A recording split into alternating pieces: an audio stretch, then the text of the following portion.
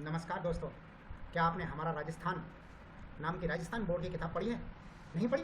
अरे ये क्या, पढ़िए, ज़रूर ज़रूर पढ़िए जनाब। आइए मेरे साथ पढ़िए। आज हम पढ़ेंगे राजस्थान बोर्ड की क्लास छठवीं की पाठ नंबर 2। ठीक है। नमस्कार मित्रों, नमस्कार मित्रों। जय श्री राम, जय श्री राम। राम राम साहब, राधे राधे, जय श्री राम।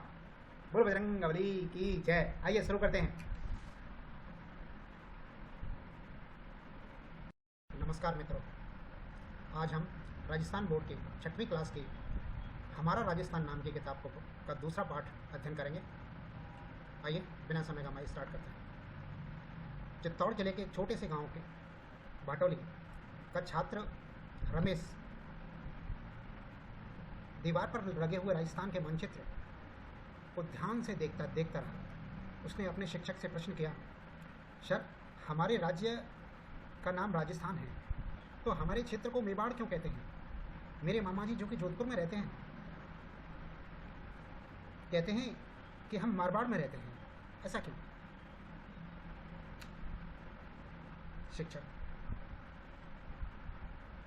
शिक्षक ने कहा, रमेश, ये मेवाड़ मारवाड़ हमारे क्षेत्र के प्राचीन नाम हैं। राजस्थान जो कि आज हमें दिखाई देता है, पुराने ज़माने में, पुराने समय में ये ऐसी राजनीतिक इकाई नहीं था।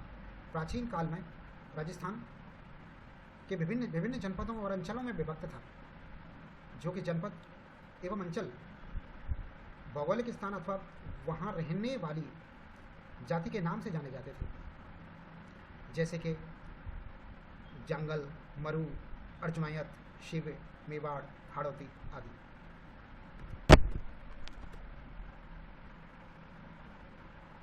ये राजस्थान का मैप दिया हुआ है, महाकाव्यकालीन है। महाकाव्यकालीन मैप को आप थोड़ा सा ध्यान से देखें। इसमें अलवर और जयपुर का जो क्षेत्र है वो मत्स्य क्षेत्र के तौर पर दिखाया गया है। शूरसेनी क्षेत्र को भरतपुर, धौलपुर और करौली का जो क्षेत्र है ये शूरसेनी क्षेत्र था। इसमें मथुरा भी आता था, मथुरा इनकी राजधानी थी, और मत्स्य क्षेत्र की राजधानी विराटनगर थी।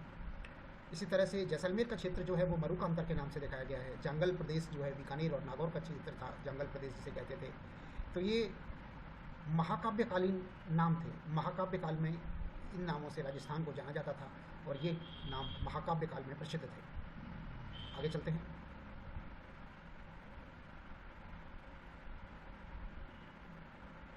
प्राचीन भारत आर्यों ने छोटी छोटी बस्तियों से मिलाकर अपने अपने राज्य या जनपदों का निर्माण प्रारंभ किया था। महाभारत एवं संहिता ग्रंथों में राजस्थान के कई जनपदों का उल्लेख मिलता है। यानी कि महाभारत काल में और संहिता ग्रंथों में महाभारत राजस्थान के कई जनपदों का उल्लेख मिलता है, जो कि मैंने अभी बताया आपको। शूरसेनी जनपद का उल्लेख मिलता है, मत्स्य का मिलता है, मरु का मिलता है, और जंगल प्रदेश का मिलता है। ये सभी महाभारत काल के नाम हैं, और इन प्रदेशों के नाम मिलते हैं। जैसे एक एक करके हम अध्ययन करते हैं। मरु प्रदेश, ऋग्वेद सहित हमारे पौराणिक ग्रंथों में रामायण, चरक संहिता, महाभारत तथा बृहद संहिता में मरु प्रदेश का वर्णन मिलता है। अकेले मरु प्रदेश का वर्णन किस में मिलता है? पौराणिक ग्रंथों के नाम लें तो रामायण में मिलता है, चरक संहिता में मिलता है, महाभारत में मिलता है, बृहद संहिता में मिलता है। मरु प्रदेश का वर्णन मिलता है, जहाँ के मरु प्रदेश के नाम से जैसलमेर और बाड़मेर के क्षेत्र को बुलाया गया है। मरु प्रदेश आर्यों का प्रारंभिक जनतंत्र था, जिसमें वर्तमान के बीकानेर, नागौर, गंगानगर, जैसलमेर, बाड़मेर के कुछ भाग सम्मिलित थे। कालांतर में इस क्षेत्र में कुछ विस्तार के साथ कुरु, मद्र तथा जंगल नाम से जनपदों का निर्माण हुआ। पहले अकेला मरु के नाम से जानते थे पूरे प्रदेश को, पूरे क्षेत्र को, जिस क्षेत्र में कई जिलों के भाग आते हैं। वर्तमान जिलों के कई जिलों के भाग आते हैं, जिन जिलों में चूरू है, गंगानगर है, जैसलमेर है, बाड़मेर है, इनके कुछ के भाग आते हैं, नागौर है, बीकानेर है, इनके भाग आते थे। लेकिन बाद में फिर कालांतर में धीरे धीरे परिवर्तन हुआ, और इनके नाम अलग अलग कुरु के नाम से, मद्र के नाम से, जंगल के नाम से जाने लगे। अब जंगल प्रदेश की बात करते हैं। जंगल प्रदेश, इस जनपद का वर्तमान बीकानेर और नागौर और जोधपुर का कुछ भाग आता है। इसमें इसकी राजधानी अहिछत्रपुर थी, जिसे शाम्य वर्तमान में नागौर से प्रतीत होता है। अहिछत्रपुर नाम से इसकी राजधानी थी जंगल प्रदेश की, जिसे वर्तमान नागौर के नाम से जानते हैं। नागौर का इनके पूर्व नाम, पहला नाम अहिछत्रपुर था। पौराणिक आख्यानों के अनुसार यादव वंश के बलराम और श्री कृष्ण द्वारिका जाते समय पे इसी क्षेत्र से गुजरे थे। यानी कि जब कृष्ण और बलराम मथुरा को छोड़ के जब द्वारिका गए थे, मथुरा से भागकर कहीं कि द्वारिका के लिए उन्होंने प्रस्थान किया था, तो वो अपनी मथुरा वासियों के साथ जंगल प्रदेश से होकर निकले थे। अगला है मत्स्य प्रदेश। इस जनपद का उल्लेख ऋग्वेद में मिलता है। महाभारत में मत्स्य जनपद की राजधानी विराटनगर थी। यह जनपद अलवर एवं जयपुर के मध्य स्थित था। इस स्थान का वर्णन चीनी यात्री युवान चांग ने भी किया है। ये एक इंपॉर्टेंट प्रश्न है कि युवान चांग ने महाभारत कालीन मत्स्य जनपद का उल्लेख किया है। किस चीनी यात्री ने किया है? तो वो युवान चांग ने किया है। चीनी यात्री युवान चांग था। और इसका जो राजधानी थी वो विराटनगर थी, जिसे बैराट भी कहते हैं। ये जनपद जो है अलवर और जयपुर के अंदर पाया जाता है, लेकिन वास्तव में आज के डेट में मत्स्य को या आधुनिक राजस्थान के अंदर मत्स्य में भरतपुर और अलवर को शामिल करते हैं, लेकिन उस समय पे महाभारत काल में अलवर और जयपुर के मध्य स्थित था। और ये जो नक्शा दिया हुआ है यहाँ पे इन्होंने मौर्योत्तर काल का दिया हुआ है। मौर्योत्तर काल में भारत को राजस्थान को किस नाम से जानते थे, राजस्थान को किस किस नाम से जानते थे? मौर्योत्तर काल में ज़्यादातर राजस्थान को जातियों के नाम से संबोधित करते थे। जो जाति जहाँ पर रहती थी उस प्रदेश को उसी जाति के नाम से जानते थे। जैसे गंगानगर में हनुमानगढ़ इलाके में यौधेय नाम की जाति रहती थी, तो उसे यौधेय प्रदेश कहते थे। भरतपुर और अलवर में अर्जुनायत नाम की जाति का बहुतायत थी, तो उसे अर्जुनायत प्रदेश कहते थे। मालवा प्रदेश जयपुर के आसपास का क्षेत्र मालवा प्रदेश कहलाता था, जो वर्तमान में टोंक के अंदर आता है। वर्तमान टोंक है, टोंक की राजधानी मालव की राजधानी नगरी थी, जो वर्तमान टोंक के अंदर आती है। शिवी, ये शिवी प्रदेश है। शिवी उदयपुर के आसपास का, उदयपुर के चारों ओर का, दक्षिण को छोड़कर चारों ओर बसे हुए जातियों को शिवी प्रदेश के नाम से जानते थे। ये मौर्य काल के नाम है। मौर्य काल में यौधेय प्रदेश, अर्जुनायत, शिवी प्रदेश और मालवा के नाम से राजस्थान के कुछ जनपदों को जाना जाता था। अब बात करते हैं शूरसेन की। शूरसेनी राजस्थान के भरतपुर, धौलपुर तथा करौली का अधिकतर भूभाग प्राचीन टाइम पर शूरसेन जनपद में सम्मिलित था। इस जनपद की राजधानी मथुरा थी। चौथी शताब्दी ईसा पूर्व के यूनानी लेखक सिकंदर के समय पर शूरसेन या शौरसेन का उल्लेख किया है। यानी कि यूनानी लेखक सिकंदर ने चौथी शताब्दी ईसा पूर्व में इस शौरसेन या सूरसेन नाम के जनपद का उल्लेख उसने किया है, यूनानी राइटर ने। यानी कि शूरसेन का उल्लेख किसने किया है? यूनानी राइटर ने इसका उल्लेख किया है अपनी पुस्तक में। सिकंदर के आक्रमण के पश्चात स्वतंत्रता को सुरक्षित करने को उत्सुक पंजाब और टक्का की कुछ जातियां राजस्थान में आकर बस गई थीं। इनमें इन्होंने अपने साहस और शौर्य के लिए प्रसिद्धि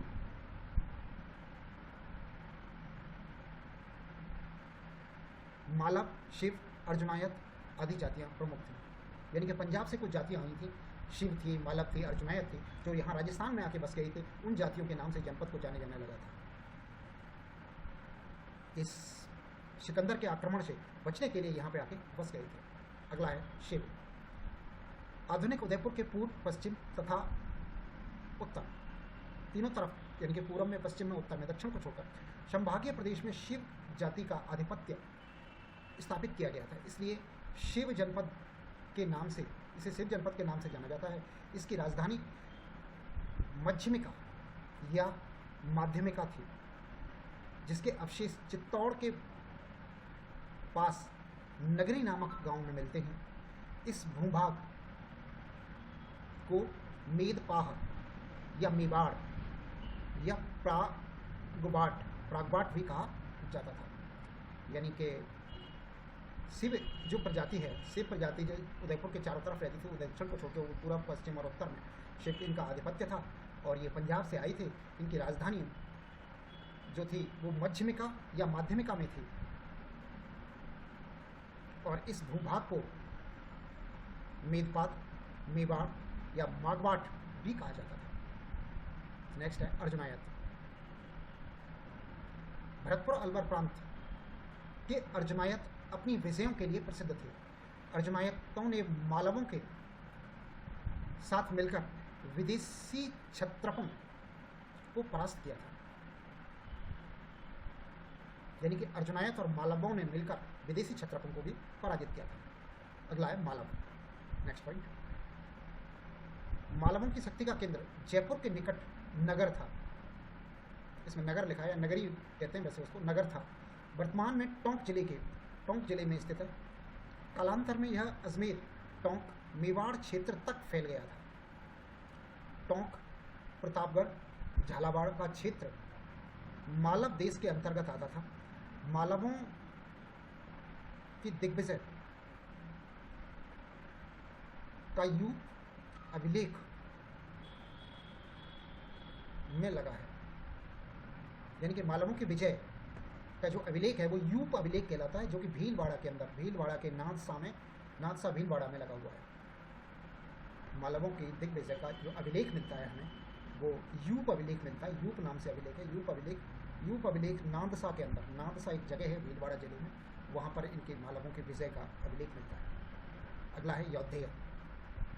राजस्थान के उत्तरी भाग में यौधेय भी एक शक्तिशाली गणतंत्र कबीला था। संभवतः यौधेय ने उत्तरी राजस्थान के कुषाण जाति को नष्ट किया था, यानी कि यौधेयों ने कुषाण जाति को नष्ट कर दिया था, ऐसा संभावना है, ऐसा संभवतः प्रतीत होता है। गुप्त काल तक गणतंत्रीय व्यवस्था अपने अपने क्षेत्र में बनी रही। गुप्त काल तक तो ऐसा प्रतीत है कि गुप्त साम्राज्य में इन्हें अर्ध आश्रित रूप में बनाए रखा, परंतु 5वीं सदी के बाद हूण आक्रमणों ने यहाँ की गणतंत्रीय जनपदों की व्यवस्था को समाप्त कर दिया तथा बृहद संहिता नामक ग्रंथ में इनके पतन की चर्चा है। इसके बाद जनपद अन्य नामों से और सीमाओं को लेकर सामने आते हैं, जैसे मेवाड़, बंगड़, मारवाड़, हाड़ौती, ढूंढाड़ी, मेवात इत्यादि। दोस्तों, यौधेय जनपद जो था, इस यौधेय जनपद को 5वीं शताब्दी के बाद में हुणों ने आक्रमण किया यहाँ पर, और हुणों ने आक्रमण करके यहाँ की गणतंत्रीय व्यवस्था को खत्म कर दिया, समाप्त कर दिया। ऐसा बृहद संहिता नामक ग्रंथ में इस चीज़ का वर्णन मिलता है, यानी कि यौधेयों के पतन का जो वर्णन मिलता है वो यौधेय जनपद के पतन का वर्णन बृहद संहिता नामक ग्रंथ में मिलता है। इसके बाद यहाँ पर कई सारी जनपदों ने और जन्म लिया, जैसे वो अलग अलग नाम से जाने लगे, अलग अलग क्षेत्रों से अलग अलग नामों से जाने लगे। उनमें से कुछ थे मेवाड़, बंगड़, मारवाड़, हाड़ौती, ढूंढाड़ी, मेवाती, ऐसे क्षेत्र उन्होंने बन गए। इसके बाद में हम आगे बात करते हैं मेवाड़ की। मेवाड़ क्षेत्र, प्राचीन शिव जनपद वाले क्षेत्र को मेवाड़ कहा गया। आधुनिक उदयपुर, चित्तौड़, प्रतापगढ़, राजसमंद, भीलवाड़ा जिले को मेवाड़ राज्य के क्षेत्र रहे थे। इस क्षेत्र पर 7वीं शताब्दी से आधुनिक राजस्थान के निर्माण तक गोहिल सिसोदिया वंश का राज्य रहा है, यानी कि 7वीं शताब्दी के बाद से लेकर 7वीं शताब्दी से लेकर अब तक 19-20वीं शताब्दी तक इसमें गोहिल और सिसोदिया वंश का राज्य रहा है। मेवाड़ क्षेत्र पर नागदा, आहड़, कल्याणपुर, चित्तौड़गढ़, कुंभलगढ़, चंबड़ और उदयपुर आदि समय समय पर इनकी राजधानी रही है, यानी कि मेवाड़ की जो राजधानी रही है वो कई सारी राजधानी रही हैं, समय समय पर राजधानियाँ बदलती रही हैं, अलग अलग शासकों ने अलग अलग राजधानियाँ रखी हैं, जिनमें से कुछ प्रमुख राजधानी नागदा है, आहड़ है, कल्याणपुर है, चित्तौड़गढ़ है, कुंभलगढ़ है, चंबड़ है, उदयपुर है, ये सब मेवाड़ की राजधानियाँ रही हैं समय समय पर। एवं इसकी राजधानी रही है। यहाँ की बोली मेवाड़ी कहलाती है, यहाँ की बोली जो है वो मेवाड़ी कहलाती है। अगला आता है बंगड़ प्रदेश। राजस्थान के 2 क्षेत्र बंगड़ के नाम से जाने जाते हैं, एक डूंगरपुर और बांसवाड़ा का क्षेत्र, दूसरा पिलानी के पास नरहड़, भादरा, नौहर तथा कन्नड़ा का क्षेत्र। सबसे इम्पोर्टेंट चीज़ है इसमें, इस पाठ की पूरी सबसे बढ़िया क्वेश्चन है, तो सबसे बढ़िया क्वेश्चन ये है कि बंगड़ क्षेत्र कहाँ पर है, या ऐसे पूछ ले कि डूंगरपुर और बांसवाड़ा के अलावा किस क्षेत्र को बंगड़ क्षेत्र कहते हैं, तो ये बंगड़ क्षेत्र है हमारे पिलानी के पास में, झुंझुनू जिले में पिलानी पड़ता है, पिलानी के पास में नरहड़, भादड़ा, नौहर तथा कन्नड़ा के नाम से ये 4 गांव हो सकते हैं, 4 इलाके हो सकते हैं। इन क्षेत्रों को बंगड़ क्षेत्र भी कहा जाता है, यानी कि बंगड़ क्षेत्र पिलानी के नज़दीक, फिर से बता रहा हूँ दोबारा सुनिए, पिलानी के नज़दीक नरहड़, भादरा, नौहर तथा कन्नड़ा क्षेत्र को बंगड़ क्षेत्र भी कहते हैं। यस, किंतु अधिकतर दक्षिणी राजस्थान के डूंगरपुर और बांसवाड़ा के भूभाग को ही बंगड़ या बाकट के नाम से जाना जाता है। इनकी बोली को बांगड़ी कहा जाता है। यहाँ पर बांगड़ी बोली बोली जाती है। अगला है मारवाड़। प्राचीन मरु प्रदेश कालांतर में मारवाड़ कहलाया। 7वीं सदी में इसके मंडौर, 7वीं सदी में मंडौर जो कि जोधपुर पड़ता है, क्षेत्र पर गुर्जर प्रतिहारों ने शासन किया था। यानी कि एक तरह से कहें कि मारवाड़ की राजधानी मंडौर थी, जहाँ गुर्जर प्रतिहारों की जो राजधानी थी वो मंडौर थी, वहाँ पर जो शासन करते थे मंडौर। बाद में इस क्षेत्र को राठौर वंश ने आधिपत्य स्थापित हो गया था, राठौर वंश का। 7वीं शताब्दी तक गुर्जर प्रतिहार रहे थे। 7वीं शताब्दी के बाद राठौर वंश इस क्षेत्र पर राज्य किया था, राठौर वंश। अगला है हाड़ौती। आधुनिक बूंदी और कोटा के क्षेत्र को हाड़ौती क्षेत्र कहते हैं। प्राचीन काल के भूभाग में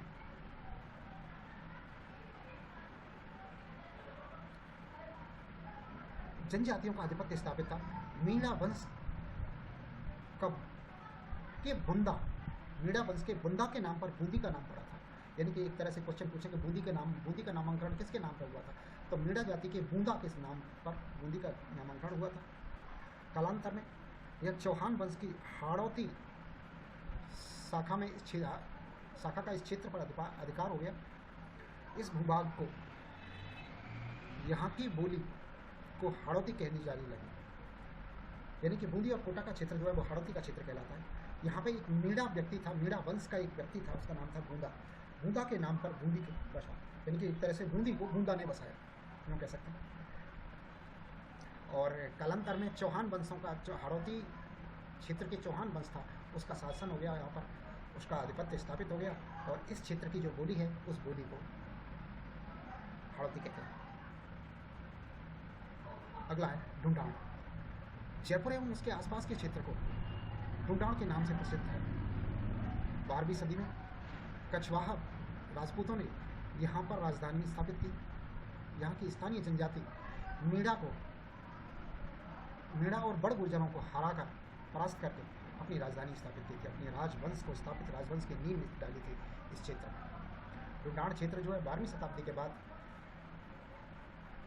कछवाहा राजपूतों ने, यहाँ की स्थानीय जनजाति थी मीणा और बड़ गुर्जर, इन दोनों को हराकर, उनको परास्त करके अपनी राजधानी बनाई। और इस क्षेत्र की जो प्रमुख भाषा है, इस क्षेत्र की भाषा को ढूंढाड़ी भाषा कहते हैं। नेक्स्ट है मेवात। अलवर भरतपुर का वह क्षेत्र जहाँ पर मेव जाति का आधिपत्य रहा है, मेवाड़ कहलाता है। मेवातियों का प्रसिद्ध नायक हसन खां मेवाती था। हसन खां मेवाती का संबंध किस क्षेत्र से? मेवात क्षेत्र से, जो भरतपुर दौलतपुर के अंदर आता है। यानी कि हसन खां मेवाती खानवा के युद्ध में राणा सागा की ओर से बाबर के विरुद्ध लड़ता हुआ मारा गया था। यानी कि जो खानवा का युद्ध हुआ था, खानवा भरतपुर का जो युद्ध हुआ था, राणा सागा की तरफ से हसन खां मेवाती ने युद्ध किया था और उस युद्ध में बाबर की सेना के खिलाफ ये मारा गया था। मेवों का प्रसिद्ध नायक था। इन सब अंचलों के अतिरिक्त और भी राजस्थान के कुछ क्षेत्र हैं, जैसे जैसलमेर, मांड। जैसलमेर को मांड कहते हैं, जैसलमेर को मांड या वल्ल के नाम से कहते हैं। जोधपुर के दक्षिणी भाग को गुर्जरस्त्र कहते हैं। प्रतापगढ़ को कंठल कहते हैं। झालावाड़ क्षेत्र को मालवा कहते हैं। चूरू, झुंझुनू और सीकर के क्षेत्र को शेखावाटी कहते हैं। ब्यावर और अजमेर के क्षेत्र को मेरवाड़ा कहते हैं, मेरवाड़ा के नाम से जाना जाता है। राजस्थान और इसके विभिन्न क्षेत्र भूगोल और परिस्थितियों के फलस्वरूप अनेक बोलियां और वेशभूषा, व्यवहार और परंपरा का धनी रहा है। शिक्षक द्वारा अपनी बात को समाप्त करते ही रमेश और उसके साथियों को ऐसा लगा कि राजस्थान की हर अंचल को भी समझ गए हैं। तो ये हमारा पाठ कंप्लीट हुआ। अब इसके कुछ शब्दार्थ दे रखे हैं, उन शब्दार्थों को देख लेते हैं। अंचल कहते हैं क्षेत्र को। ऋग्वेद एक प्राचीन ग्रंथ है, यानी कि प्रथम वेद है, सबसे पहला वेद। और छत्रप, इसमें कठिन शब्द आया था, छत्रप। प्रांत के मुखिया या राज्यपाल को कहते हैं। भारत में शक जाति के शासकों के लिए प्रयोग किया जाता था ये शासन। शक जाति के लिए क्षत्रप शब्द को प्रयोग किया जाता है। यानी कि अभी क्वेश्चन आया क्षत्रप किस जाति के लिए प्रयोग किया जाता है, तो शक जाति के लिए क्षत्रप शब्द का प्रयोग किया जाता है। अब अभ्यास प्रश्न है, इनको भी देख लेते हैं। मत्स्य जनपद की राजधानी थी, मत्स्य जनपद की राजधानी विराटनगर थी। मथुरा राजधानी सूरसेन की थी। और अहिछत्रपुर राजधानी जो थी ये जंगल प्रदेश की थी। कोटा बूंदी वाला क्षेत्र क्या कहलाता है? कोटा बूंदी वाले क्षेत्र को हाड़ौती प्रदेश कहते हैं। जंगल प्रदेश बीकानेर और नागौर के क्यों कहते हैं?